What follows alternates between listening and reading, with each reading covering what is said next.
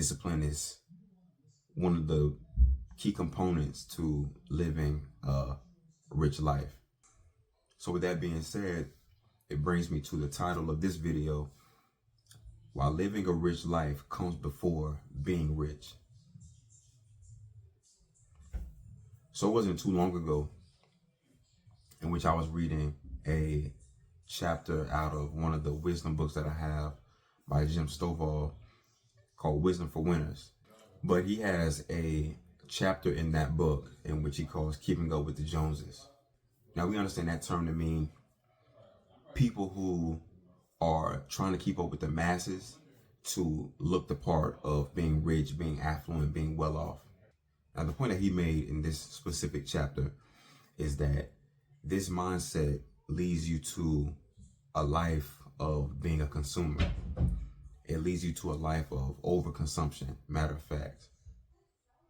Because in the terms of big business and in the terms of media, we are all consumers, and we know that we consume obviously a little too much at times, but the objective should be to get out of the mindset of a consumer and more into the mindset of a producer or an owner, as I've spoken about before.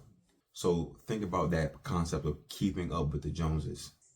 What can happen is, because of insecurity, because that's the root of trying to look the part in front of the masses of people,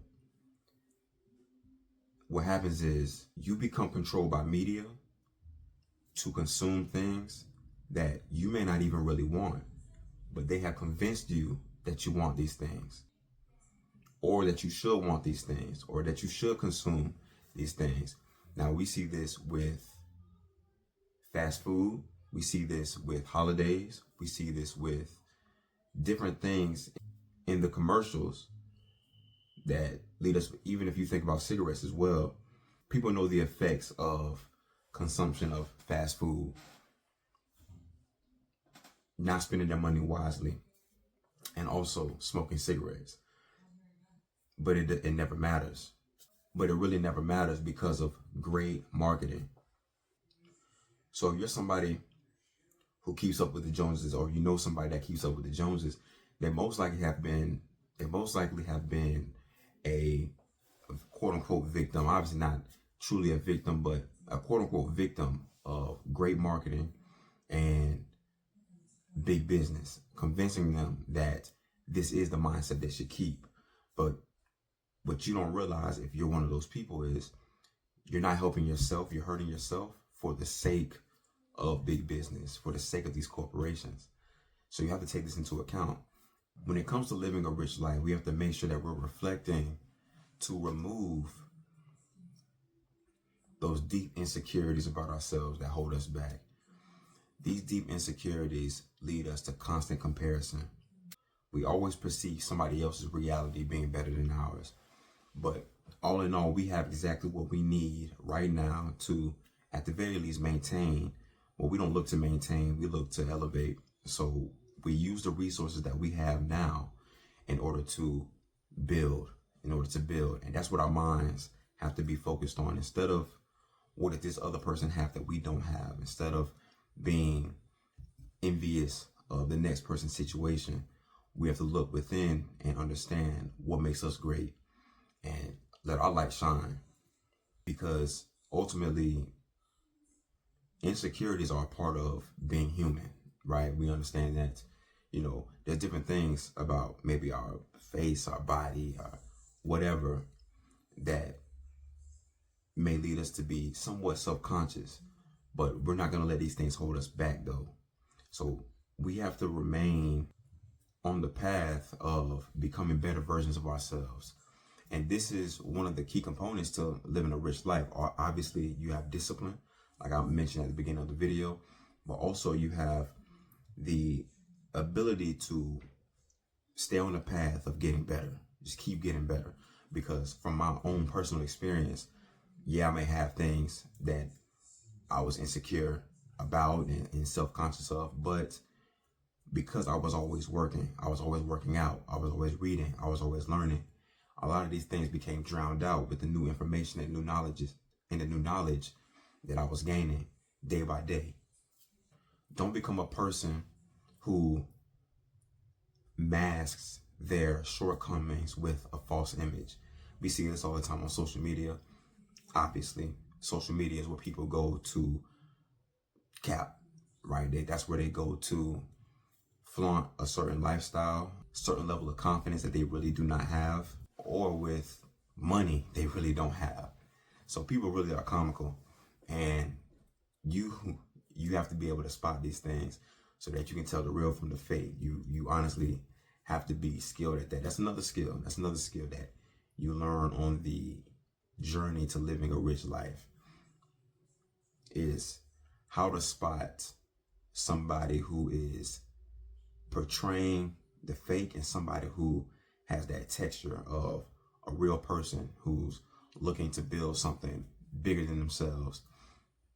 Because you, like I said before, that's how you get out of that state of chastising yourself so much and looking at yourself as if you're not worth anything. Or it doesn't have to be that deep, but where you're looking at yourself as if you're not good enough to overcome these shortcomings, those insecurities. So just keep that in mind.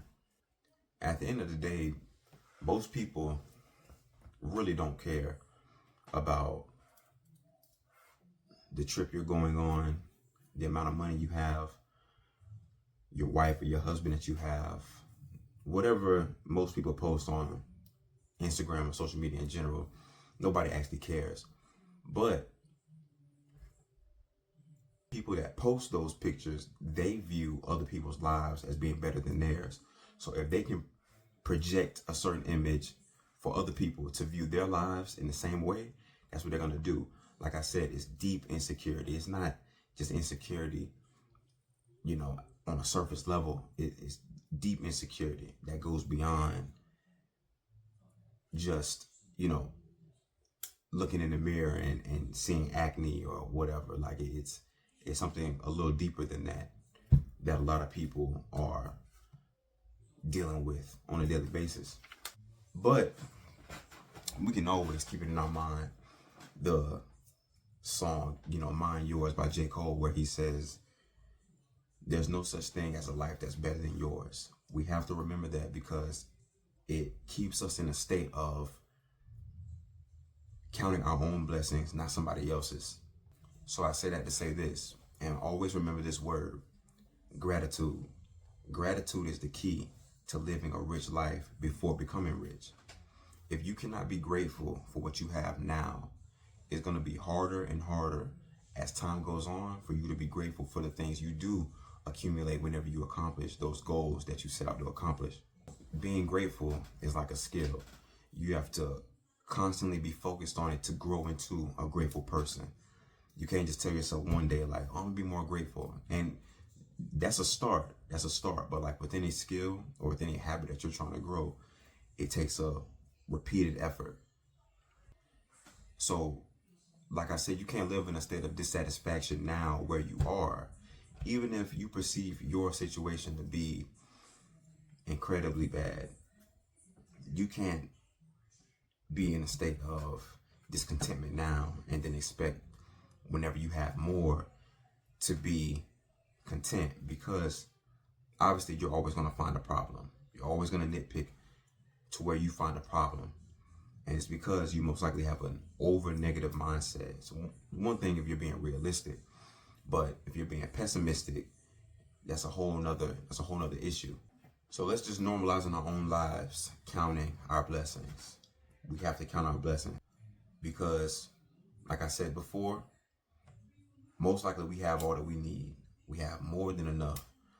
All we have to do is recognize the resources we have and use those to our advantage instead of trying to find different ways to do different things. Sometimes what you want to do, what you want to accomplish, what you need for those things to be accomplished is right in front of you. Like when it came to me with this YouTube channel, I could have in my mind, I need a camera. I want the cinematography to look professional. I want the videos to look like I've been doing this for 20 years. None of that matters. As long as you have a camera, phone camera, or a regular camera, and you have a voice, all you have to do is click record, put the camera on yourself, and speak a good message. And that's what I'm doing right now. So that's all it takes. That's really all it takes. So sometimes don't overcomplicate it. Settle in, understand the resources you have, and you'll be on your way to living a rich life. But it starts with gratitude, like I said.